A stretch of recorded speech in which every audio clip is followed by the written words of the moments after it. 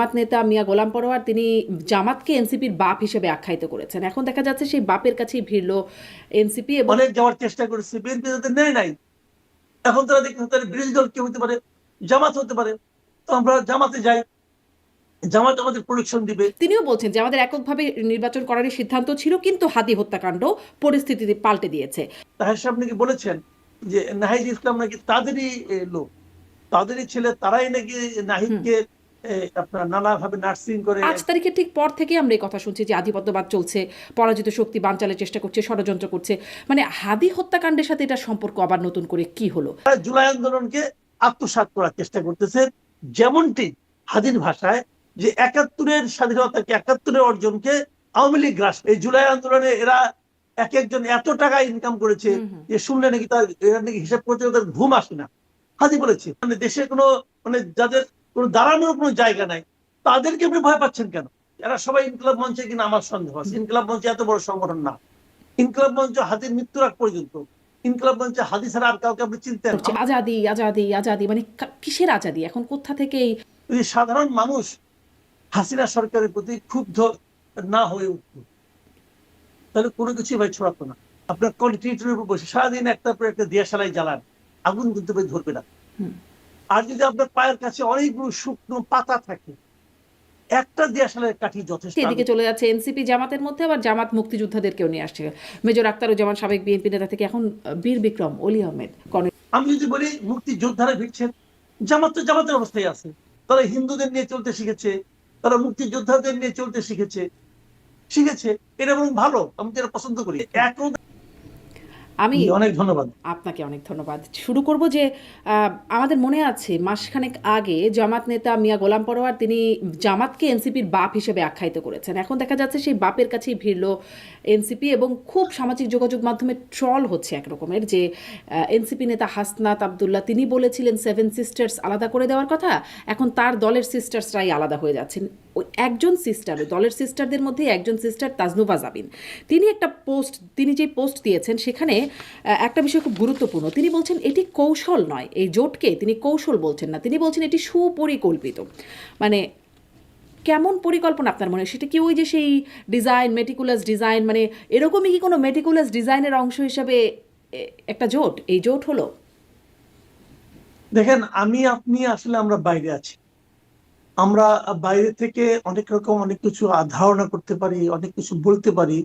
কিন্তু তাসনুভা জাবিন যেবিন উনি তো ওই ঘটনার মধ্যে ছিলেন, ওদের সঙ্গে ছিলেন। সঙ্গে থেকেও ওরা দীর্ঘদিন কিন্তু জিনিসটা বুঝতে পারেননি যে আসলে কি ঘটনা ঘটছে, কেন ঘটছে। এবং ঘটে যাওয়ার পর ওনারা হয়তো বিভিন্ন ঘটনার প্রেক্ষিতে বিষয়গুলোকে মিলিয়ে একটা মানে আপনার ধারাবাহিকতা হয়তো টের পেয়েছেন। এবং এই টের পাওয়াটাকে আমি আপনার বাইরে থেকে হয়তো অতটা বুঝবো না, কিন্তু ওনারা বুঝবেন। এবং এটা আমরা অনেক সময় সন্দেহ করেছি, অনেককে বলতে শুনেছি শুরুর দিক থেকে যে এই দলটা হলো জামাতের বি টিম। আবার কেউ বলেছে যে এটা কিংস পার্টি।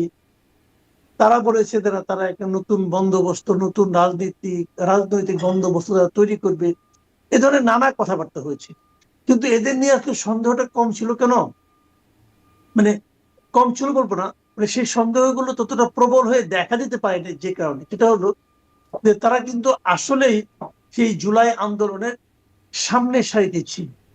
তো তাদের প্রতি মানুষের এক ধরনের বিশ্বাস ছিল, এক ধরনের মানে চিন্তা ছিল যে আর যাই হোক মানে আপনার মানে মানুষের সঙ্গে তারা প্রতারণা করবে না।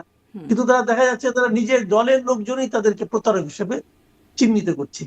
এবং দেখেন আপনি তাসনুভা জাবিন কিন্তু আরেকটা বলেছেন, খুব ইন্টারেস্টিং কথা, যে পুরো বিষয়টাকে এরা ঠেলতে ঠেলতে এমন একটা জায়গায় নিয়ে এসেছে যে যার পর তারা যারা নাকি প্রতিবাদ করছে, যারা নাকি স্বতন্ত্র নির্বাচন করতে চাচ্ছে, তারা সেটাও পারছে না। স্বতন্ত্র নির্বাচন করার সুযোগটা তারা নষ্ট করে দিয়েছে। কারণ মানে আপনার আজকে ছিল শেষ দিন, তো একদিনে তো স্বতন্ত্র নির্বাচন করতে গেলে মোট ভোটারের 1% ভোটারের স্বাক্ষর লাগে, কিন্তু এটা কঠিন কাজ। তো এটাও তারা কিন্তু সন্দেহ করছে। এবং অনেক কিছু আমরা দেখাবে এর মধ্যে, যে এর মধ্যে আপনার আসিফ মাহমুদ সজীব ভুইয়া, সে দেখলাম যে আজকে আবার ওই দলে জয়েন করলো, এতদিন কিন্তু জয়েন করেনি। এতদিন সে বলে এসেছে সে ঢাকা 10 থেকে নির্বাচন করবে, এবার সেটাও সে করছে না। তো এগুলো অনেক কিছু ঘটনা আছে যেগুলো দেখে ঠিক বোঝা যাচ্ছে না এই দলটা আসলে কি দল হিসেবে গড়ে উঠতে কখনো চেয়েছিল কিনা। হুম আমার কাছে এখন তো মনে হচ্ছে তারা দল হতেই চায়নি, তারা বরঞ্চ ওই একটা মানে দীর্ঘমেয়াদী একটা পরিকল্পনার অংশ হিসেবে এতদিন দলের মতো অভিনয় করে গেছে। তো দেখা যাক কি হয়, তারা এখনো তো তারা দলে আছে। তারা বলছে তারা একটা জোটে গিয়েছে, তারা তো জামাতের সঙ্গে যায় নাকি জোটে গিয়েছে। আর জোটে যাওয়া, জামাতের সঙ্গে যাওয়া অনেকে সমর্থক ভাবছেন। হুম এই যে মানে কৌশল বা তারা যা করছেন, এটা কি আসলে এরকম যে মানে ঠিক সময়ের একটা রিয়াকশন এই সময় করা দরকার, তাই যা মানে যা সামনে আসছে যেটা যা মনে হচ্ছে তা করছেন, নাকি আসলে আপনার কাছেও মনে হয় যেটি তাজনুভা জাবিন বলছেন এটি আসলে কৌশল না, এটি পরিকল্পিত সুপরিকল্পিত, মানে এটা কি খুব আগে থেকেই পরিকল্পনা যে এরকমটা জায়গায় এসেই ঠেকবে এরকম মনে হচ্ছে, নাকি মানে আপনার কি মনে আমার হচ্ছে? কাছে মনে হয় এটা আগে থেকে পরিকল্পনা, হুম এটা আমার কাছে মনে হয়। তারা হুম নানা ধরনের নাটক কিন্তু করেছে, কিন্তু ওই যে আপনার মিয়া গোলাম পরোয়ার যে কথা বলেছেন যে বাবার সঙ্গে হুম সম্পর্ক, দেখেন এখানে বাবা কথাটা বললেন কেন। আমি এর মাঝখানে আরেকটা মাঝখানে একটা সোশ্যাল মিডিয়ায় একটা ভিডিও দেখলাম। সেই ভিডিও ডাক্তার সাখাওয়াত সায়ন্ত, হুম ওনার একটা ভিডিও আমি দেখলাম যে উনি আপনার এক ধরনের স্মৃতিচারণ করছিলেন যে উনি যখন জেলে গিয়েছিলেন তখন সেখানে আহ জামাতের শীর্ষ নেতাদের মধ্যে একজন সৈয়দ ডাক্তার আব্দুল্লাহ আব্দুল্লাহ তাহের, তাহের, হ্যাঁ। তার সঙ্গে ডাক্তার তাহের, হুম তার হুম সঙ্গে তার দেখা হয়েছে। এবং ওখানে নাকি তাহের সাহেব সাখাওয়াত সায়ন্তকে বলেছেন, মানে শান্ত সাহেবের ভাষায়, হুম যে উনি নিজেও ডাক্তার, তাহের সাহেবও ডাক্তার, এই জন্য তার সঙ্গে একটা আলাদা একটা ম্যাচিং হচ্ছিল। এবং সেখানে তাহের সাহেব নাকি বলেছেন যে নাহিদ ইসলাম নাকি তাদেরই লোক, তাদেরই ছেলে, তারাই নাকি হুম নাহিদকে আপনার নানাভাবে নার্সিং করে এই জায়গায় এনেছে, এগুলো তারা বলছিলেন। তো এইটা সাখাওয়াত সাহেব এটা কিন্তু কয়েকদিন আগে, এত মানে এই ঘটনার পরে ঘটনা তা না, হুম আগে আগে উনি বলেছিলেন। তো এখন তো এগুলো মিলে যায় আসলে, মানে আগে তো মিলেনি কিন্তু এখন তো মিলে যাচ্ছে যে তারাই তো এই কাজগুলি করলো। তো হুম আমি কিন্তু বলছি না যে জামাত হওয়াটা কোনো অপরাধ, এটা হুম আমি বলছি জামাত একটা পলিটিক্যাল পার্টি, এটা থাকতেই পারে। জামাতকে পলিটিক্যাল পার্টি হিসেবে অপরাধ আমি আমি বলবো না, আমি বলবো যে এটা একটা পলিটিক্যাল পার্টি, তাদের আলাদা একটা আদর্শ আছে, সেই আদর্শ আমার পছন্দ হতেও পারে, নাও হতে পারে, সেটা অন্য হিসাব। বাট তারা থাকবে। জাতীয় পার্টি একটা পার্টি, বিএনপি একটা পার্টি, আমি আওয়ামী লীগও একটা পার্টি মনে করি, তারাও একটা পার্টি। সবাই যার যার অবস্থানে থাকবে, যার যার রাজনীতি করবে। কিন্তু অন্য একটা রাজনৈতিক দলের নাম নিয়ে আরেকটা দলের পারপাস সার্ভ করা, এটা আমার কাছে পছন্দ না। হুম মানে এটাকে আমার কাছে এক ধরনের হুম মানে ইসলামের ভাষায় বলে কিন্তু যে নিজের আসল পরিচয়কে গোপন করে আরেকটা পরিচয়ে পরিচিত হওয়া, এটাকে ইসলামের ভাষায় কিন্তু মুনাফেক বলে। হুম তো এবং এটাও বলা হয় যে মুনাফেক নাকি কাফেরের চেয়েও খারাপ। তো এখন এটা আমার কাছে ওরকম মনে হচ্ছে যে তারা কি তাহলে নিজের পরিচয়টাকে অন্য একটা পরিচয়ের আড়ালে থেকে, যেটা আমরা এই এই আন্দোলনের সময় শুনেছি যে অনেক ছাত্রলীগের পরিচয় শিবিররা ছিল, পরে তারা বলতে নাকি গুপ্ত শিবির। হুম ওরকম গুপ্ত আর কোন কোন জায়গায় আছে আমি জানি না, কিন্তু এটাও আমার কাছে এক ধরনের গুপ্ত রাজনীতি মনে হয়েছে এই যে না, গুপ্ত তারা রাজনীতির আরেকজনের পারপাস সার্ভ করছে, হ্যাঁ এই অন্য একটা গুপ্ত পরিচয়। রাজনীতির মানে কথাটাই আমি আরেকটা জায়গায় একটু প্রশ্ন করতে চাইবো, কিন্তু তার মানে এরকম যে ছেলে দিন শেষে সে বাপের ইন্টারেস্টই সার্ভ করছে। এই নাহিদ ইসলাম তিনি মানে সাংবাদিকদের সাথে যখন কথা বলছেন তখন তিনি বলছেন যে তিনিও বলছেন যে আমাদের এককভাবে নির্বাচন করারই সিদ্ধান্ত ছিল, কিন্তু হাদি হত্যাকাণ্ড পরিস্থিতি পাল্টে দিয়েছে। হত্যাকাণ্ডের মাধ্যমে তারা বুঝতে পারছেন যে আধিপত্যবাদীরা এখনো কার্যকর হয়েছে, পরাজিত শক্তি নির্বাচন বানচালের চেষ্টা করছে। সেদিন হাদির গুলি লেগেছে, কাল আপনার গায়ে লাগবে, আমার গায়ে লাগবে। আধিপত্যবাদী শক্তি গণ অভ্যুত্থান পরবর্তী অগ্রযাত্রাকে ঠেকাতে না পারে, সেজন্য বৃহত্তর ঐক্য প্রয়োজন। কিন্তু এই যে আধিপত্যবাদ, এই যে মানে পরাজিত শক্তি বানচালের চেষ্টা করছে নির্বাচন, এগুলো তো হাদি হত্যাকাণ্ডের পর থেকে আমরা শুনছি না, এগুলো সেই গণ অভ্যুত্থানের পর থেকেই, মানে 5 তারিখের ঠিক পর থেকেই আমরা এই কথা শুনছি যে আধিপত্যবাদ চলছে, পরাজিত শক্তি বানচালের চেষ্টা করছে, ষড়যন্ত্র করছে। মানে হাদি হত্যাকাণ্ডের সাথে এটার সম্পর্ক আবার নতুন করে কি হলো, নাকি হাদি এটা হত্যাকাণ্ডও ওনারা কোনো করতেছেন, মেটিকুলাস ডিজাইন? এটা সম্পূর্ণ একটা খোরা অজুহাত আমার আমার কাছে মনে হয়। এই কারণে এখানে কয়েকটা পয়েন্ট। হাদি হত্যাকাণ্ডের সঙ্গে তাদের কি সম্পর্ক, হাদি হত্যাকাণ্ডের সঙ্গে আধিপত্যবাদের কি সম্পর্ক, আমি বুঝতে পারি না। হাদি যাদের বিরুদ্ধে বলতো, হাদি কার কার বিরুদ্ধে বলতো? হাদি ভারতীয় মানে যে আধিপত্যবাদ তার হুম বিরুদ্ধে হুম বলতো, ঠিক আছে। সেই বিবেচনায় ভারতীয় আধিপত্যবাদের যারা সমর্থক তারা হাদিকে হত্যা করতে পারে, এটাই মেনে নিলাম। আবার দেখেন, হাদিকে যখন হাসপাতালে নিয়ে যাওয়া হয়, হাদি যখন আহত গুলি খেয়েছে, তখন তাকে যে রিক্সায় চড়ে তাকে হাসপাতালে নিয়ে যাওয়া হচ্ছিল, তখন কিন্তু কেউ একজন একটা লাইভ করছিল, এবং লাইভ করতে করতে উনি তখন বলছিলেন যে ঢাকা 8-এ নির্বাচন করতে চেয়েছিল বলে হাদি গ্যাসকে মরতে হচ্ছে। কথাটা খেয়াল করেন, আপনি দুটো জিনিস এখানে দেখেন। যখন তাকে ডাক্তারের কাছে নিয়ে যাচ্ছে, তখন একজন লোকের কি লাইভ করার মতো মানসিকতা থাকতে পারে? ছিল। এবং সে একই কথা বারবার বলছিল হুম যে ঢাকা 8-এ নির্বাচন করার অপরাধে তাকে হত্যা করা হচ্ছে। তার মানে সে পুরো হত্যার দায়টা চাপাচ্ছে ঢাকা 8-এর অন্য কোনো প্রার্থী, অথবা হাদি ঢাকা 8-এর নির্বাচনে অংশ নিলে যার ক্ষতি হতে পারে তার দিকে চাপাচ্ছে। সেই হিসেবে আপনি ধরে নিতে পারেন মির্জা আব্বাসের দিকে। হুম এটাও গেল একটা দিক দিয়ে। আবার আরেকটা দিক দিয়ে হাদি আর কার বিরুদ্ধে বলেছিল? হাদি তো এনসিপির বিরুদ্ধে কথা বলেছে, স্পষ্টভাবে বলেছে এনসিপির বিরুদ্ধে। বলেছে যে এনসিপি কে সে তারপর সে বলতেছে এদের মূল অপরাধটা হলো যে এরা জুলাই আন্দোলনকে আত্মসাৎ করার চেষ্টা করতেছে। যেমনটি হাদির ভাষায় যে 71-এর স্বাধীনতাকে, 71-এর অর্জনকে আওয়ামী লীগ গ্রাস করার চেষ্টা করেছিল। তো এবং সে তারপরে এটাও বলেছিল এই জুলাই আন্দোলনে এরা এক একজন এত টাকা ইনকাম করেছে হুম হুম যে শুনলে নাকি তার এরা নাকি হিসাব করতে তার ঘুম আসে না। হাদি বলেছে। আচ্ছা, হাদি আরেকটা কাকে বলেছে, এই যে মব, এই মবের ব্যাপারে হাদির একটা বক্তব্য ছিল। বলেছিল প্রথম আলোর সামনে যে আপনার ওই যে একবার জিয়াফত খেতে গিয়েছিল কিছু লোক তৌহিদি জনতার নাম নিয়ে, তাদের সম্বন্ধে হাদি সমালোচনা করেছিল। বলেছিল আপনি ওখানে যে দাঁড়ায় আছেন কেন? আপনি যদি প্রথম আলো পলিসি পছন্দ না হয়, আপনি 10টা প্রথম আলো তৈরি করেন, ওখানে আপনি দাঁড়ায় দাঁড়িয়ে কি করেন? তাহলে এখন দেখেন হাদি যার যার বিরুদ্ধে বলেছে। হাদির মৃত্যুর জন্য তো আমরা সবাইকে দায়ী করতে পারি। আপনি যদি মনে করেন হাদি আধিপত্যবাদের বিরুদ্ধে হুম বলেছে, তাহলে আধিপত্যবাদ হাদিকে মারতে পারে।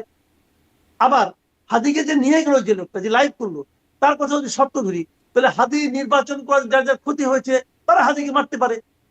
আবার হাদি এনসিপির বিরুদ্ধে বলেছে, এনসিপির দুর্নীতির বিরুদ্ধে বলেছে, এনসিপির আপনার জুলাই আন্দোলনকে গ্রাস করা, আত্মসাৎ করার বিরুদ্ধে বলেছে। তাহলে তো আমি এটাও ভাবতে পারি যে এরাও হাদির মৃত্যুর জন্য দায়ী হতে পারে, পারে নাকি? আবার ওই যে তথাকথিত তৌহিদ জনতা, তাদের বিরুদ্ধে হাদি বলেছে, তারাও তো হাদির মৃত্যুর জন্য দায়ী হতে পারে, হতে পারে। এখন কোনটা কে দায়ী, এই জিনিসটা আপনি এখন উদ্ঘাটিত করেন মানে নাই। তার মানে কি এটা হতে পারে জনাব মাসুদ কামাল? আমরা তো আসলে বলে ফেলতে পারি না, সবই আমরা হতে তদন্ত পারে। মানে হাদি হত্যাকাণ্ড যেই আসলে শব্দটা এখন খুব গুরুত্বপূর্ণ, মানে তাজনোভা জামিনের ওই সাজানো পরিকল্পিত এইখান থেকে সেই ডিজাইন, মেটিকুলাস ডিজাইন, মানে একসাথে এক সূত্রে গাঁথলে হাদি হত্যাকাণ্ডও কি একরকম মেটিকুলাস ডিজাইনের মধ্যে থাকতে পারে?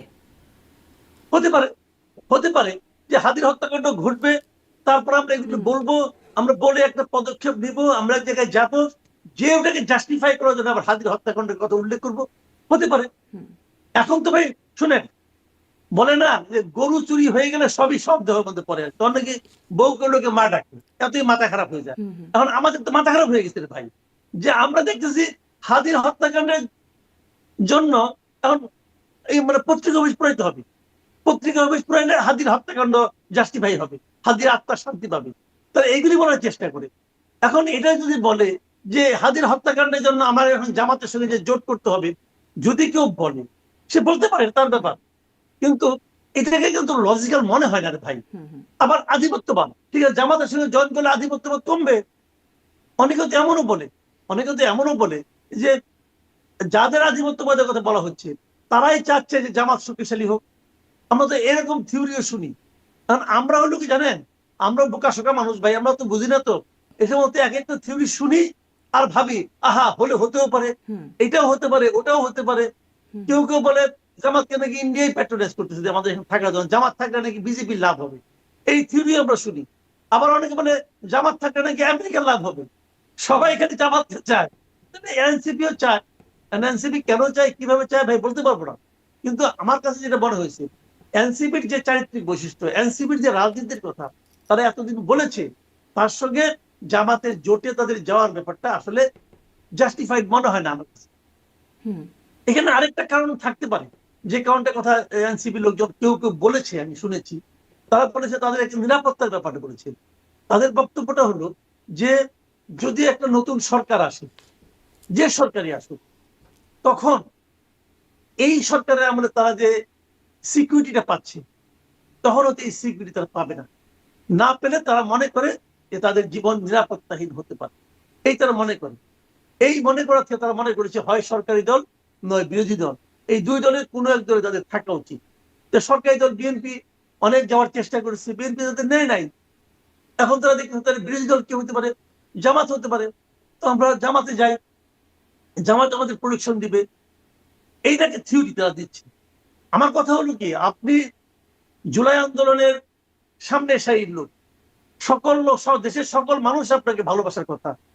যদি সেই ভালোবাসা থাকে, পতিত যারা যারা দেশ থেকে পালিয়ে গেছে, যাদের কোনো অস্তিত্ব নাই, যাদেরকে আপনি নিষিদ্ধ করছেন, যাদের কোনো মানে দেশে কোনো মানে যাদের কোনো দাঁড়ানোর কোনো জায়গা নাই, তাদেরকে আপনি ভয় পাচ্ছেন কেন?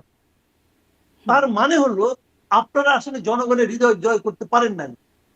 আপনারা জুলাই আন্দোলনের পর নিজেরা এত বেশি দুর্নীতিতে, এত বেশি অপকর্মে জড়িয়ে গেছেন যে আপনারা মনে করেন যে আপনারা আপনাদের স্বাভাবিক যেটি জীবনযাপন আসলে হাদিও নিরাপদ নাও বলছিলেন, হতে পারে। হাদিও বলেছিলেন বলে আপনি উল্লেখ করছিলেন, কিন্তু হাদি হত্যাকাণ্ডের ওই যে একটা কথা বললেন আপনি, যে একজন লাইভ করছিলেন, হ্যাঁ, যে নির্বাচন করতে চেয়েছিলেন বলেই তাকে আজকে মরতে হলো, মানে এই যে তার সাথে হত্যাকারীর সাথে দেখা যাচ্ছে ছাত্রলীগের সাবেক ছাত্রলীগের একটা সম্পর্ক, শুটার ফয়সাল, তিনি সাবেক ছাত্রলীগ নেতা হিসেবে দেখানো হচ্ছে, কিন্তু তিনি হাদির ঘনিষ্ঠ, হাদির সাথে একদম তার পাশে বসে কথা বলছেন, আড্ডায় একসাথে বলছেন, প্রচারণা একসাথে করছেন, কতগুলো ভিডিও দেখে বোঝা যাচ্ছে যে তার সাথে ঘনিষ্ঠতা, মানে একরকম ডান হাত হয়ে উঠেছিলেন। অনেককেই গ্রেপ্তার করা হচ্ছে, কিন্তু হাদির সাথে যারা ঘনিষ্ঠ, ওই আড্ডায় যারা আছেন, তাদেরকে কি, মানে আপনি কি জানেন এরকম কিছু হয়েছে যে এত ঘনিষ্ঠ কিভাবে হয়ে গেলেন? সেই যে গুপ্তর কথা আপনি বলছিলেন, যে গুপ্ত মোনাফিকের রাজনীতি করেছে এতদিন, এরকম মোনাফিকি কেউ কি মানে আগে ছাত্রলীগে ছিল, আসলে তারা শিবির, বা আগে তারা আসলে গুপ্ত ছাত্রলীগ, কেমন মুনাফিক তারা ওর মাধ্যমে এসে ঢুকলো, ঘনিষ্ঠজনের কাছ থেকে কি তাদের কি কোনো জেরার মুখে নেওয়া হচ্ছে বলে জানেন? আমি এখনো জানি না, আমি জানি না। তবে পুলিশের তদন্ত তৎপরতা, তদন্ত প্রক্রিয়া সম্পর্কে আমি সব জানবো এমনটা আমি মনে করি না, না, হয়তো পরে জানতে পারবো। না, কিন্তু কিন্তু জনাব আমি আসিফ একটা জিনিস কামাল, শুনেছি, হ্যাঁ বলেন, হ্যাঁ, বলেন প্লিজ।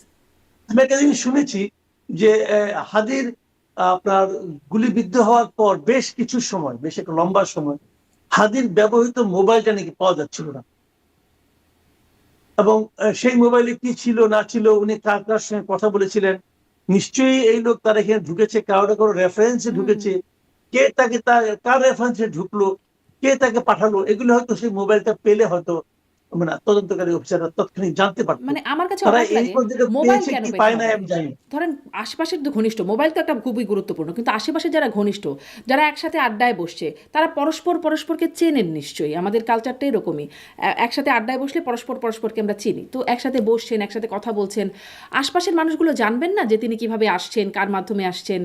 একদম উড়ে এসে জুড়ে বসে কেউ এত নিশ্চয়ই ঘনিষ্ঠ জানে, হন?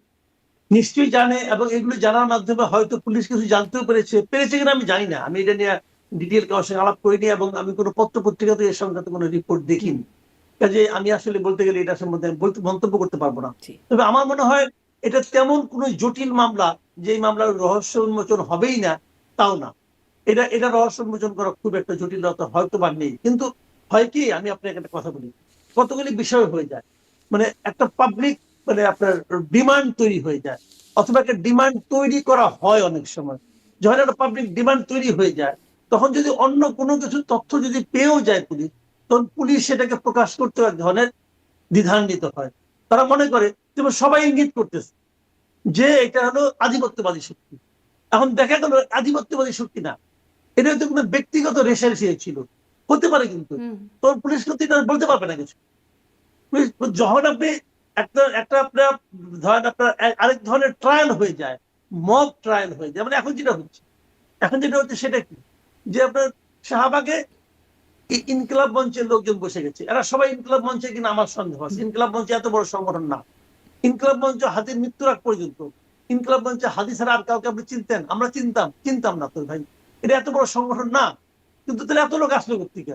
আমি যদি বলি কেউ কেউ লোক সাপ্লাই দিচ্ছে, কেউ কেউ হয়তো বলতে চাচ্ছে যে এই জিনিসটা টিকে থাকুক, হতে পারে, যদি হয়। এখন যদি এরা বলে হাতির মৃত্যু সম্পর্কে, ওরা যে দাবিটা করছে ওখানে বসে, আপনি ওই দাবির বাইরে তো পুলিশের পক্ষে যাওয়া কঠিন। পুলিশ যদি হুম, ওই দাবির বাইরে অন্য কিছু বলতে চায়, তাহলে তো পুলিশের উপর আরেকটা চাপ আসবে, কিন্তু তুমি এই মামলাটাকে অন্যদিকে ঘোরাতে চাচ্ছ। এখন তারা যে লাইনে চাচ্ছে, পুলিশকে ওই লাইনে তদন্ত করতে হবে, অথবা চুপ করে থাকতে হবে। আপনি কি করবেন? এই জন্য হয় কি, পুলিশ তদন্ত করছে, আপনি একটা সমস্যা বেঁধে দিয়েছেন যে 35 দিনের মধ্যে অথবা 45 দিনের মধ্যে বিচার করতে হবে, মানে আসামি ধরলে হবে না, বিচার করতে হবে। তো আপনি এখনো আসামিও ধরতে পারেন না, কে আসামি তাও জানেন না, যার নাম দেখানো হচ্ছে, যাকে দেখানো হচ্ছে যে এই লোকটাই করছে, ফয়সাল নাকি যার নাম, ওই লোকটাই যে করছে তার কি গ্যারান্টি আছে? অথবা ওই লোকটা তো পেইড হতে পারে, ও তো হয়তো মানে কোন কন্ট্রাক্ট কিলার হতে পারে। যদি কন্ট্রাক্ট কিলার তাকে ধরে আমার লাগবে, আমার তো লাগবে কন্ট্রাক্ট কে দিয়েছে তাকে। এগুলো তো অনেক দূর ব্যাপার। কাজে আপনি এখনই বলছেন যে 45 দিনের মধ্যে ওকে বিচার করতে হবে, তো বিচার করেন 45 দিনের মধ্যে। আপনি একটাকে বলির পাঠা ধরে এনে কিছুটা করে দিলেন, যেমন হয়ে গেল। জজ মিয়া ঘটনার মতো দ্রুত বিচার করতে যেমন হবে। জজ মিয়া, কাজে এটা তো ওভাবে হয় না রে ভাই।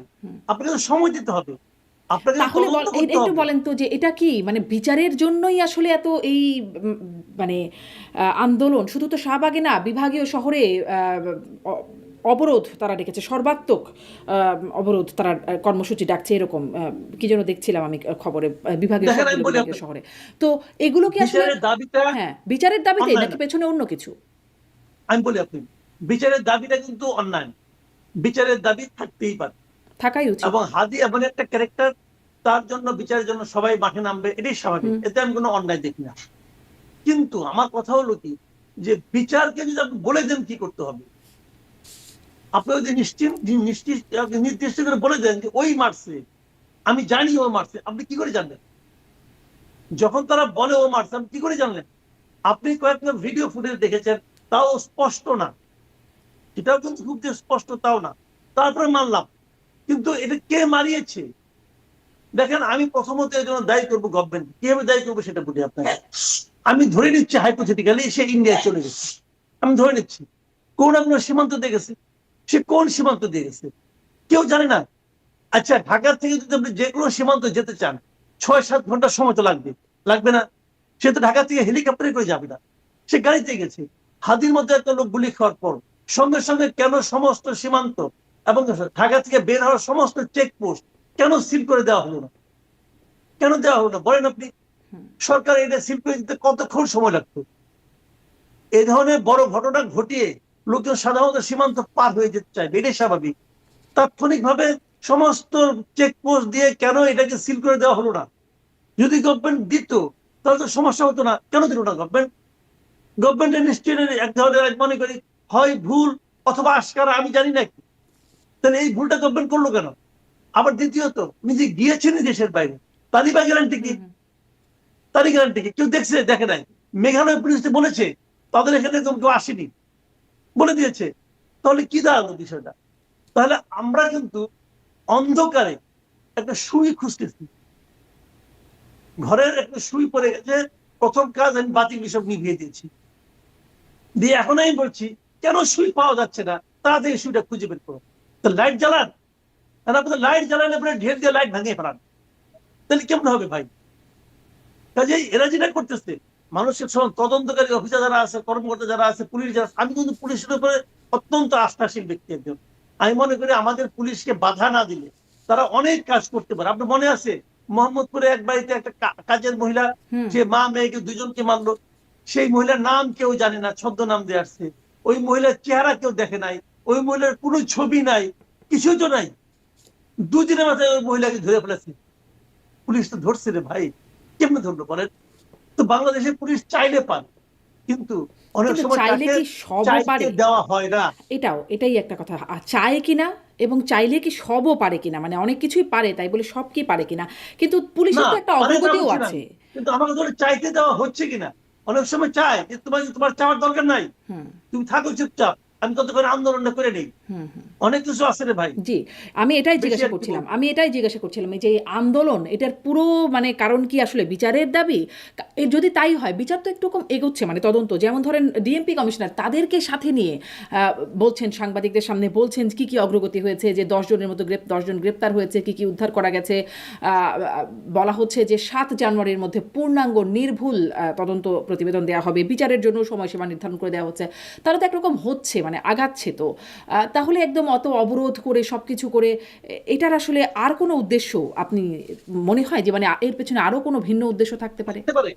আমি তো আগেই বলেছি যে ইনকিলাব মঞ্চের জনবল এত বেশি না, এখানে সবাই ইনকিলাব মঞ্চের লোক আমি তাও মনে করি না। অনেকে আসতে পারে এখানে, অনেকে লোক লোক সাপ্লাই দিতে পারে। বাংলাদেশে অনেক আন্দোলন এরকম ভাবে হয়েছে, এটা কোনো সন্দেহ নাই। কাজে অনেক কিছু হতে পারে, দেখা যাক সামনের দিন। এখন এই যে কিছু অনেক কিছু হতে পারে, যদিও আমরা একদম ঢিলি ছুটছি, তবুও আসলে মানে কি উদ্দেশ্যে হতে পারে, কি উদ্দেশ্যে হতে পারে, সেটা কি তার কি কোনো ধারণা করতে পারেন? মানে কি হতে চায়? পারে সরকারের উপর চাপ, হতে পারে নির্বাচন পিছিয়ে দেওয়া, হতে পারে সামনে একটা দাবি আসতে পারে যে হাজির মৃত্যু বিচার না হওয়া পর্যন্ত নির্বাচন হবে না, এরকম দাবি আসতে পারে সামনে। এসেও ছিল, বলাও হয়েছে হাদির হত্যাকাণ্ডের পরপর।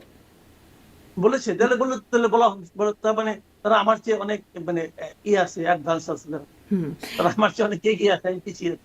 হ্যাঁ, এবং এই যে মানে হাদি হত্যাকাণ্ডের প্রতিবাদে যে আন্দোলন হচ্ছে বা বিক্ষোভ হচ্ছে শাহবাগ সহ বিভিন্ন জায়গায়, দেখলাম খুব স্লোগান উঠছে, আজাদি আজাদি আজাদি। মানে কিসের আজাদি এখন, কোথা থেকে মানে এটা তো একটা আমি একটা ফার্সি কথা বলি, শব্দ, উর্দু শব্দ, ফার্সি মূলের উর্দু শব্দ। এই শব্দে আজাদি এখানে আজাদি অনেক কার হয়েছে। কাছ থেকে কি আজাদি? আমি বলি একটা কথা, মাঠ গরম করার চেষ্টা করা একটা, আর সেই গরমকে, সেই উত্তাপকে চারদিকে ছড়িয়ে দেওয়া আরেক কথা। হুম। আমাদের এখানে গত বছরের জুলাইয়ের যে আন্দোলন, সেই আন্দোলনের শুরুটা কেমন ছিল, পরে এটা কিভাবে চারদিকে ছড়িয়ে গেল, এই ছড়িয়ে যাওয়ার কিছু কারণ ছিল। যে যাই বলুক, অনেকে বলে যে ষড়যন্ত্র ছিল, অনেকে বলে বিদেশি মদত ছিল, অনেক কিছু ছিল, কিন্তু কোনো কিছুই ছড়াতো না যদি সাধারণ মানুষের মনে শান্তিটা থাকতো। যদি সাধারণ মানুষ হাসিনা সরকারের প্রতি ক্ষুব্ধ না হয়ে উঠত, তাহলে কোনো কিছুই ভাই ছড়াতো না। ক্ষোভটা ছিল, আপনি যদি সারাদিন আপনার ঘরে বসে, আপনার কন্টিনিউটির উপর বসে সারাদিন একটার পর একটা দিয়াশালাই জ্বালান, আগুন কিন্তু ভাই ধরবে না। আর যদি আপনার পায়ের কাছে অনেকগুলো শুকনো পাতা থাকে, একটা দিয়াশালের কাঠি যথেষ্ট আগুন ধরার জন্য। কাজে স্পার্ক সবসময় কার্যকর না। স্পার্কটা তখনই কার্যকর যখন নাকি সেখানে অগ্নি প্রজ্বলনের অনুকূল পরিবেশ থাকে। কাজে হাসিনার ওই সময়টাতে সেই পরিবেশটা ছিল বলে আগুনটা জ্বলে উঠছিল সারা দেশে। আনফরচুনেটলি আমার বিবেচনায় সেই পরিবেশ এখন আর নেই। মানুষ তখন মনে মনেও চেয়েছিল হাসিনার বিদায় হোক, সেখানে জ্বলে উঠেছিল আগুন। এখন মানুষ সবাই মনে মনে না, স্পষ্টভাবে চায় নির্বাচনটা হোক।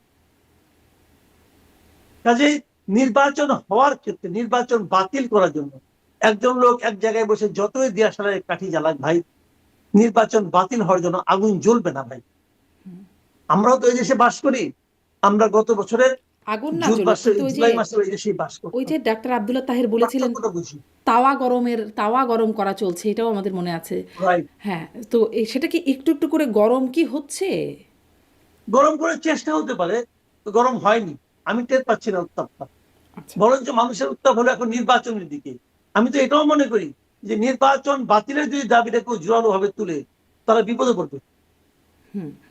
এখন একটু এটাও জিজ্ঞাসা করি আপনার কাছ থেকে, মানে আপনি জানেন সাংবাদিক আনিস আলমগীর কেমন আছে, তার কোনো খোঁজ খবর পরবর্তীতে জেনেছেন কি? দেখেন, আমি এই জায়গাটা নিয়ে খুব হতাশ। এখানে আমি আনিস আলমগীরের খবর কিছুটা জানি, প্রতিদিনই আমার সঙ্গে তার সঙ্গে কথা হয় না, বাট তার সঙ্গে যারা দেখা করে আসে, ওখান থেকে দেখা করে আসলেই আমাকে তারা জানায় যে উনি কেমন আছেন, কি সমাচার। উনাকে তো প্রথম নেওয়া হয়েছিল কেরানীগঞ্জ জেলে, সেখান থেকে তাকে নেওয়া হয়েছে কাশিমপুরের কারাগারে। তো এগুলো তো আছে। তার পরিবারের লোকজনের সঙ্গে আমার কথাবার্তা হয়, উনি খুব স্ট্রং আছেন, উনি ভালোই আছেন। ওনাকে বলা হয়েছে যে তুমি তো জেলে আছো এখন, তুমি নাকি স্পষ্ট ভাবে বলছে সারা দেশটাই তো জেলখানা, আমাকে এখানে আনা জানার কি হবে। উনি এই ধরনের কথাই বলেন, এই কথা ওনার সঙ্গে মিলে। আরেকটা বিষয় হলো, ওনাকে একটু কষ্টেও রাখা হয়েছে। এই প্রচন্ড ঠান্ডায় উনি আছেন, ওনার জীবনযাপন এতটা তো কষ্ট করে থেকে অভ্যস্ত নন, কাজে একটু কষ্ট হচ্ছে। কিন্তু একটা কথা আমি বলি আপনাকে, এটা আমি খুব জোর ভঙ্গিতে বলতে চাই। দেখুন, আসলে না, মানুষ তেলা মাথায় তেল দেয়। যে একটু পাওয়ারফুল, সে একটু হোঁচট খেলেও সবাই দৌড়ে যায় আহা হু করতে করতে। কেউ মলম নিয়ে যায়, কেউ তেল নিয়ে যায়, কেউ প্যারাসিটামল নিয়ে যায়। আর যারা একটু পাওয়ার কম, যে বিচ্ছিন্ন, তার জন্য কেউ যায়। আমি আপনাকে উদাহরণ দেব, প্রথম আলো এবং ডেইলি স্টার আগুন দেওয়া হয়েছে। এটা কিন্তু দুটো ভবনের জন্য কথা না, কথাটা হলো এটা হলো গণমাধ্যমের কণ্ঠরোধ করার চেষ্টা করা হয়েছে। বিষয়টাকে আমরা এইভাবে দেখি যে গণমাধ্যমের কণ্ঠরোধের চেষ্টা করা হয়েছে। কাজে সেটা দেখতে আমি দেখলাম হুইল চেয়ার নিয়ে, প্রথম আলো ভবন দেখতে হুইল চেয়ার নিয়ে ডক্টর কামাল হোসেন পর্যন্ত চলে গেছে। আমি ওখানে ডক্টর কামাল হোসেনের যাওয়াটাকে আমি ছোট করে দেখছি না, আমি অবশ্যই মনে করি ওনার যাওয়া উচিত। কিন্তু আমি আবার এটাও মনে করি, যখন উনারই প্রণীত সংবিধানকে কাটাছেঁড়া করে যা ইচ্ছাটা করা হচ্ছে, তখন উনি একবার দাঁড়িয়ে দাঁড়িয়ে বলতে পারলেন না, হুইল চেয়ার নিয়েই বলতেন, একটা প্ল্যাকার্ড নিয়েই দাঁড়াতেন যে আমাদের স্বাধীনতার সংবিধানকে এভাবে অবমূল্যায়ন করা উচিত না। এটা আনারি ডক্টর আলী রিয়াজের হাতে এটা নিয়ে আপনি এইভাবে এটা কি করবেন, কাটাছেঁড়া করবেন, এটা উচিত হচ্ছে না। দাঁড়াইতেন ভাই, ওটা তো আপনাদের প্রয়োজন ছিল, দাঁড়াইতেন। আনিস আলমগীর সাংবাদিক, তার জন্য কারো বিবৃতি দিতে দেখেছেন একবার? কোন একটা লোক গিয়েছিল আনিস আলমগীরের ফ্যামিলিকে সান্ত্বনা দিতে? কে একজন দাঁড়িয়ে বলেছিল যে এটা এটা মানে মত প্রকাশের স্বাধীনতা হস্তক্ষেপ করা হচ্ছে? কেউ বলেছে? বলেনি। কেন? কারণ আনিস আলমগীর প্রথম আলো না, আনিস আলমগীর ডেইলি স্টার না। ডেইলি স্টার আর প্রথম আলো, তাদের সবকিছু কি ভালো? আমি ভালো মন্দ প্রশ্ন না, কিন্তু যদি একটা মন্দ মিডিয়াও হয়, একটা মানে একজন লোক মনে করে তার একটা মত, সেই মতের সঙ্গে আমি দ্বিমত পোষণ করি, কিন্তু কেউ যে তার গলা টিপে ধরে, আমি কেন তার প্রতিবাদ করবো না? আমি কেন তার প্রতিবাদ করবো না? কেউ প্রতিবাদ করে নাই ভাই, একমাত্র সম্পাদক পরিষদ একটা নাম কেউ আসতে বিবৃতি দিয়েছে। কোথায় ডিইউজে, কোথায় বিএফইউজে, কোথায় প্রেস ক্লাব, কোথায় ঢাকা রিপোর্টার্স ইউনিটি, কোথায়? কেউ না। সবাই বসে আছে নতজানি হয়ে কিভাবে সরকার একটু নেক দৃষ্টিতে আসা যায়। সবাই বসে আছে কিভাবে আগামী সরকার যারা আসবে তারা আমাদের দিকে একটু মানে করুণার চোখে তাকাবে। এই জন্য ওই বিএনপি যেটা প্রতিবাদ করলো না আনিস আলমগীরকে নিয়ে, কেন করলো না বিএনপি? বিএনপি তারেক রহমান সাহেব এত গণমাধ্যমে স্বাধীনতার কথা বলে, কেউ কেউ তো বললো, তার পার্টি একজন লোক তো বললো না যে এই কাজটা ঠিক হয় নাই, এটা মত প্রকাশের স্বাধীনতার ক্ষেত্রে? হ্যাঁ, ওরাও বলতে পারে আনিস আলমগীর তো আওয়ামী লীগের পক্ষ না, আওয়ামী লীগের পক্ষ বলছে, সে তো বিএনপির পক্ষ বলছে, সে তো আওয়ামী লীগ আমলে বিএনপির মানে কথা বলছে। তো এটা হয় না ভাই। মানুষ যার যার স্বার্থে আছে। প্রথম আলো এই হলো আগুন দিল, ডেইলি স্টার আগুন দিল, দেওয়ার পরে এটা ব্যাপারে বিএনপি বিবৃতি দিল। কেউ তো বললো না একবার আনিস আলমগীর নামে যে একজন সাংবাদিক ছিল, হুম। সেই কথা বলতে, তারা আনিস আলমগীর অপরাধ থেকে বলেন আপনি জি, মানে কি অপরাধ? তারা এই তো যে মামলাটা হয়েছে, হুম, মানে অপরাধটা কি, ওরা এটা তো তো ওই খুবই মামলায় কি রাখা জটিল, হয়েছে? এটা তো খুবই একটা জটিল প্রশ্ন। অপরাধটা কি বুঝে উঠি না। মানে কিসের উস্কানি তিনি দিলেন? সেদিন তাকে নিয়ে যে সমালোচনাটা শুরু হলো, যে হাদিকে যেদিন গুলি করা হলো, তার নেহারি খাওয়ার একটা ভিডিও সামাজিক যোগাযোগ মাধ্যমে তিনি দিয়েছিলেন। তার কারণে এত সমালোচনা এবং গ্রেপ্তারি হয়ে গেলেন শেষ পর্যন্ত। কিন্তু হাদি হত্যাকাণ্ডের পর তার জন্য যারা আন্দোলন, মানে যারা খুব কাঁদছেন, সাদিক কায়েমের, তারা দেখলাম একটা স্লোগান করছেন, মানে ফরহাদ আর একজন শিবির নেতা, তিনি বিয়ে করেছেন, তো মানে বিয়ে হচ্ছে, আনন্দ হচ্ছে, স্লোগান হচ্ছে যে তারও, মানে সাদিক কায়েমেরও, ভাইয়েরও বউ চাই, এরকম করে একরকম, মানে বন্ধুত্বের মধ্যে যে হাসি মজা হয় সেরকম হাসি তামাশা হচ্ছে, মানে সবই চলছে। এদিকে একদিকে আনিস আলমগীর গ্রেপ্তার হয়ে গেলেন, তিনি একটা নেহারি খেয়েছিলেন, আর আমাদের রাস্তাঘাট সব আটকা পড়ে যাচ্ছে, মানে শাহবাগ বা বিভাগীয় শহরে অবরোধ চলছে। এদিকে তো যারা আন্দোলন করছেন তাদের তো সবই চলছে। এগুলো আটকে ফেলে তাহলে আসলে কাকে জিম্মি করছে? না না, আপনি আপনি আপনি আনিস আলমগীরের মামলার এফআইআরটা দেখেছেন? পারলে দেখেন, আমি যদি চান আপনাকে আমি পাঠিয়ে দেবো, দেখেন আপনি। ওটার মধ্যে কি লেখা আছে রে ভাই? সে নাকি কবে কোন ইউটিউবে কোথায় কোন বক্তৃতা দিতে যায়, সে নাকি কবে কোন টেলিভিশনে বক্তৃতা দিতে, সে নাকি কি কি কথা বলছে, ওই কথাগুলো বলছে। কি কথা বলছিস? সে কি কথা বলছে? সে তার মতো করে বলছে। এবং সেখানে এটা তো মত প্রকাশের স্বাধীনতা। আপনি দেখেন, এই কি বলে, কয়েকদিন আগে আপনার হাজির কবর জিয়ারত করতে গেছিল তারেক রহমান সাহেব। যাওয়ার পর ওখানে তাকে লক্ষ্য করে অশ্লীল ভাষায় কেউ কিছু কথাবার্তা বলেছে, তাকে পুলিশ ধরে নিয়ে গেছে। নিয়ে যাওয়ার পর তাকে আদালতে পাঠাইছে, আদালত তাকে জেলে পাঠাইছে। এই ঘটনা জানার পর বিএনপির পক্ষ থেকে একটা বিবৃতি দেওয়া হয়েছে। তারা বলছে যে বিএনপি মত প্রকাশের স্বাধীনতায় বিশ্বাস করে, কাজে যাকে নিয়ে যাওয়া হয়েছে উনি তারেক রহমানকে অথবা বিএনপিকে দিয়ে যদি কিছু বলেন, এটা বলার অধিকার তাকে সংবিধান দিয়েছে।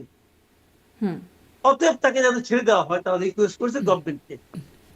আসলে খেয়াল করেন, বিএনপি এই উদারতায় নিশ্চয়ই আমি মুগ্ধ হবো। আমি মুগ্ধ হয়েছি। মুগ্ধ হওয়ার পরপরই আমি ভাবছি, এইটা যদি তারেক রহমানকে গালাগালি করা যদি মত প্রকাশের স্বাধীনতা হতে পারে, তাহলে আনিস আলমগীরের স্বাধীনতা নাই কেন? আপনি কথা বলেন, কই বিএনপি এখন বলেন আনিস আলমগীরের কথা? হ্যাঁ, আপনি বলবেন যে তখনও তো তারেক রহমান দেশে আসে নাই, কাজে বিএনপি বুঝতে পারে না। তারেক রহমান আসার পর তাদের জ্ঞান চক্ষু উন্মোচিত হয়েছে, এটা বলতে পারেন আপনি। ওকে, ভালো কথা। তো আগেরটাই বলেন যে এছাড়া আরো যারা যারা এবার মত প্রকাশের স্বাধীনতা, মত প্রকাশ করতে যে জেলখানায় গেছে, বিচার তাদেরকে ছেড়ে দেওয়া হোক। এই কথাটা বললেই বিএনপির কি ক্ষতিটা হবে? বিএনপি এখানে যে কি প্রবণতা দেখাচ্ছে ভাই, এইগুলো না আমি বুঝি না ঠিক মতো। জি, গণমাধ্যমের প্রসঙ্গে আপনি বলছিলেন যে বড় প্রতিষ্ঠান সবাই বড়দের পাশেই থাকে। আর দেখছিলাম আমি মানে ইদানিং টক শোতে খুব আলোচিত মানে বক্তা জামাত নেতা ব্যারিস্টার শাহরিয়ার তিনি বলছিলেন যে বাংলা এডিশন ইলিয়াস হোসেনের সেটি বন্ধের প্রসঙ্গে যে সেটি বন্ধ করবেন। Prothom Alo, Daily Star, Jamuna, channel 24, channel i যদি বন্ধ না করেন তাহলে গতিতে যেমন বসাতে পারি ধাক্কা দিয়ে ফেলাতেও পারি। মানে এত সব গণমাধ্যমের বিরুদ্ধে আসলে অভিযোগ।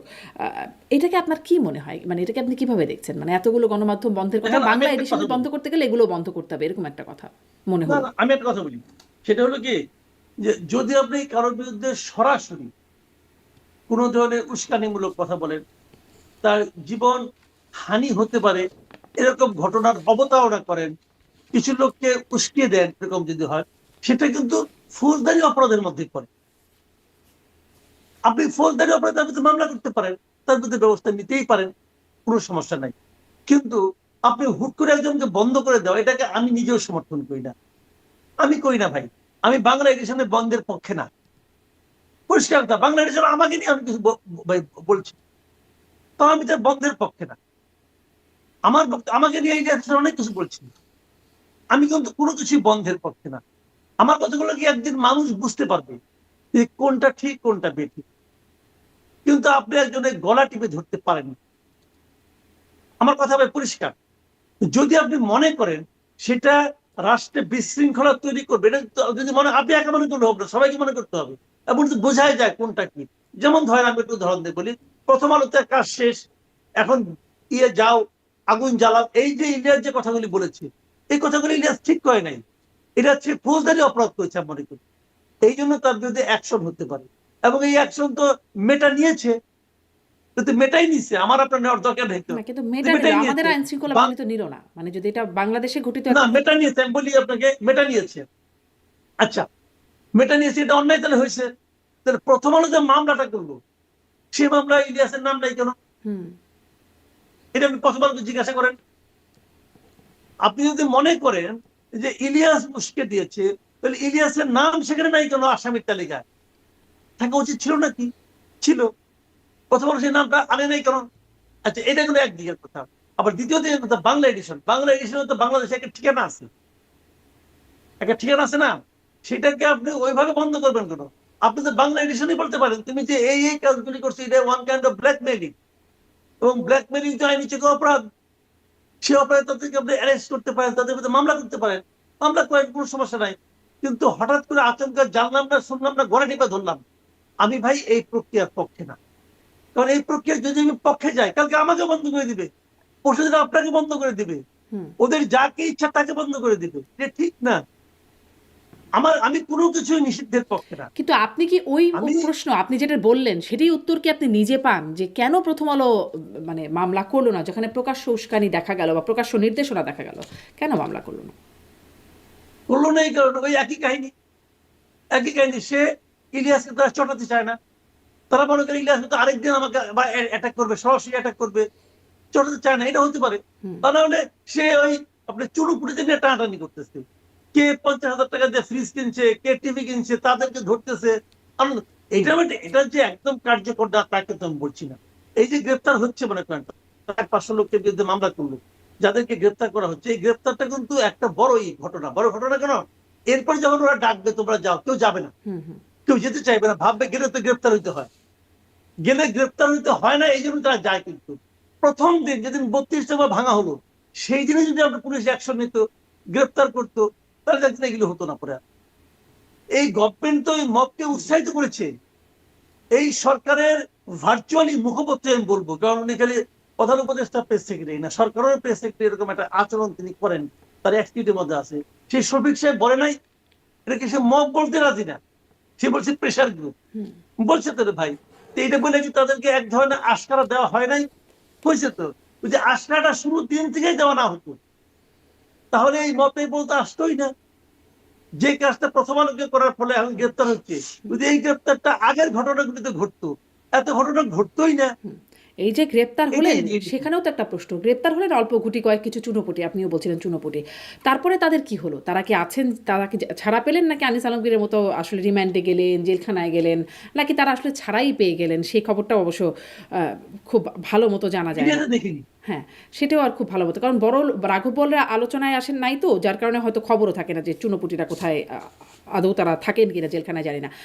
এর মধ্যে দেখা গেল স্বরাষ্ট্র মন্ত্রণালয় সম্পর্কিত প্রধান উপদেষ্টার বিশেষ সহকারী সাবেক আইজিপি খোদাবক্স চৌধুরী তিনি পদত্যাগ করেছেন। মানে দাবি ছিল ইনকিলাব মঞ্চের স্বরাষ্ট্র উপদেষ্টা এবং এই খোদাবক্স চৌধুরী দুজনেরই পদত্যাগের, কিন্তু পরবর্তীতে দেখলাম আমরা ইনকিলাব মঞ্চেরই যিনি মানে ইনকিলাব মঞ্চের পক্ষ থেকেই বলা হচ্ছেন, জাবির সম্ভবত তার নাম, তিনি বলছেন যে স্বরাষ্ট্র উপদেষ্টা বিচার বা ব্যবস্থা নিয়ে কোথাও লড়তে পারবেন না তার ভাষায়, এবং বুইরা ভাম বলে আখ্যায়িত করছেন স্বরাষ্ট্র উপদেষ্টাকে। কিন্তু আবার খোদাবক্স চৌধুরী পদত্যাগ করলেন, মানে কি বার্তা?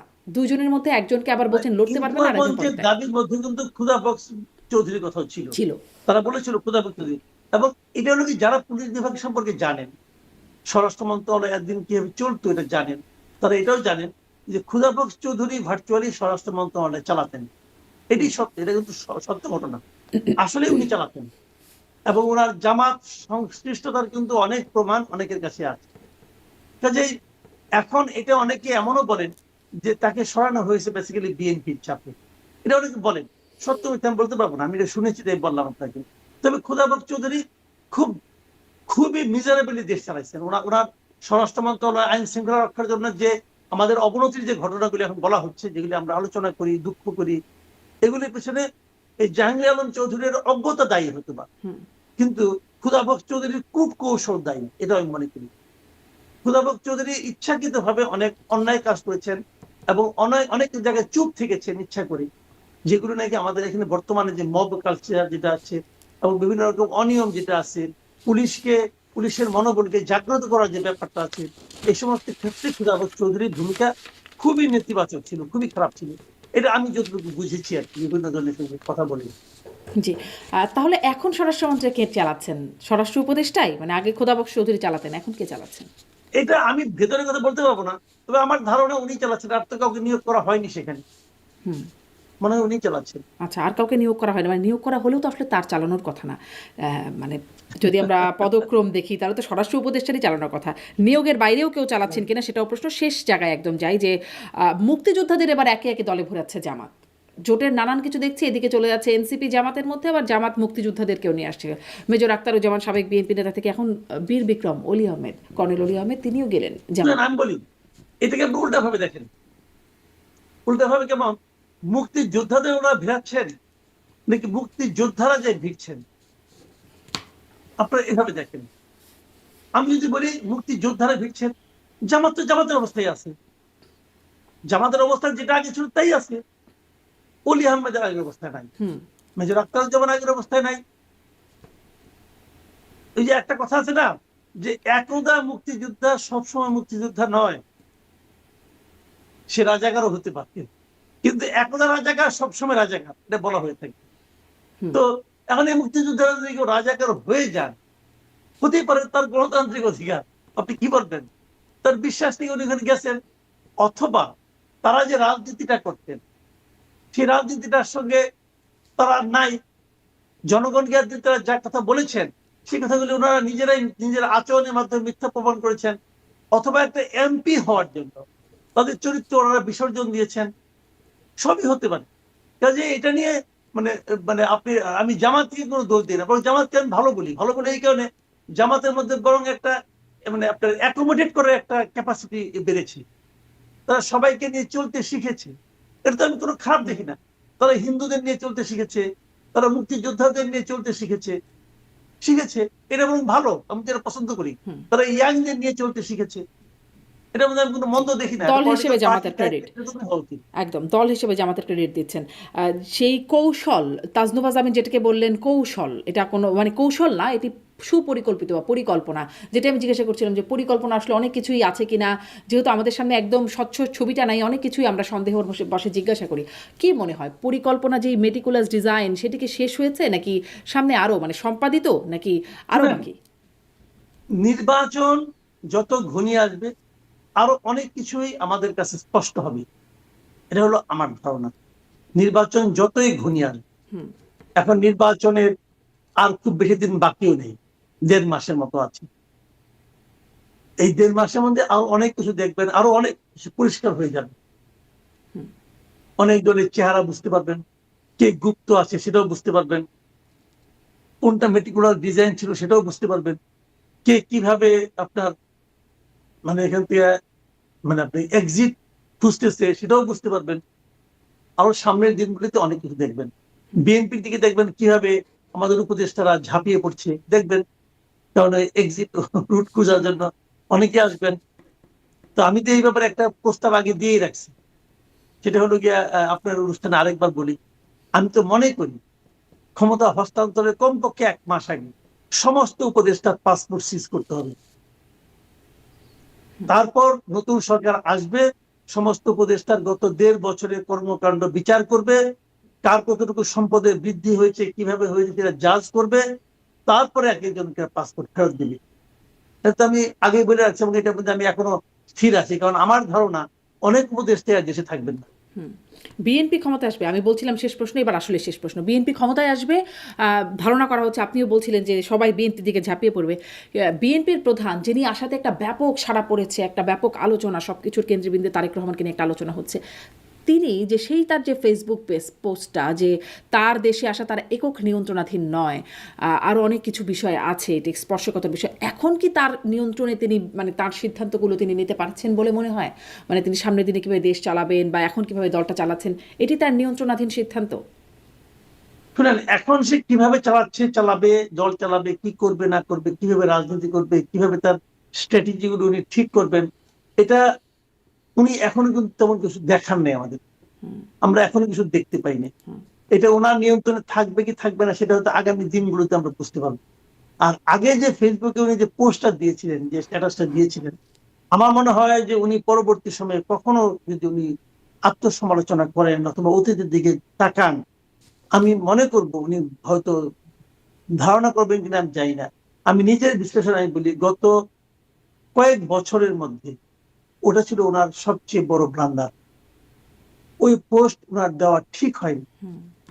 ওই পোস্ট দেওয়ার মাধ্যমে উনি ওনার জন্য অনেক ক্ষতি করেছেন, ওনার ইমেজের অনেক ক্ষতি হয়েছে, এটা আমি মনে করি এখন পর্যন্ত।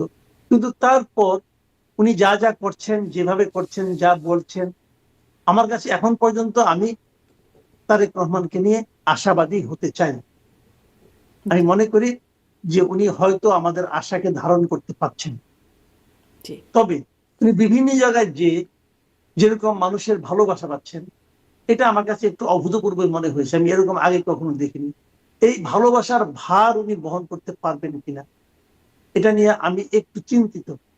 আবার পাশাপাশি যে মোসাহেবি শুরু হয়ে গেছে বিভিন্ন সেক্টর থেকে, আমি মিডিয়ার মোসাহেবি নিয়ে মাঝখানে একবার একটা কন্টেন্ট করেছিলাম, যে উনি যেদিন আসলেন তার পর দিন কি হয়েছে, কোন কোন মিডিয়া কিরকম কভারেজ দিয়েছে ওনাকে, আমি ভেবে বিস্মিত হয়েছি যে আমি অন্তত 3টা নিউজ পেপার দেখেছি যে 3টা পত্রিকার ফ্রন্ট পেজে 10টা 12টা করে নিউজ ছাপা হয়েছে, আইটেম ছাপা হয়েছে, তার সবগুলি তারেক রহমানকে নিয়ে, অন্য কোনো ইস্যুই ছিল না এখানে। আমি এরকম 3 থেকে 4টা, 3টা কি 4টা দেখেছি আমি। আর 2টো নিউজ পেপার দেখেছি যারা নাকি 12 পৃষ্ঠা নিউজ পেপার, 12 পৃষ্ঠার মধ্যে 3 পৃষ্ঠা তারেক রহমান ছাড়া আর কিছু নাই। তো এগুলো কিন্তু এই যে তারেক বন্দনা, সবকিছুকে তারেকময় করে তোলা, এটা এক ধরনের তৈলাক্ত সাংবাদিকতা।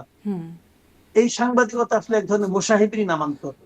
যদি এই ধরনের মোসাহিবিকে তারেক রহমান সাহেব এবং তার দল এন্টারটেইন করেন, তাহলে কিন্তু আমি তারেক রহমানের কে নিয়ে যে আশাবাদ ব্যক্ত করেছি বিভিন্ন বক্তব্যের মাধ্যমে, সেটা কিন্তু আসলে একটু মানে আপনার শঙ্কার মধ্যে পড়ে যাবে।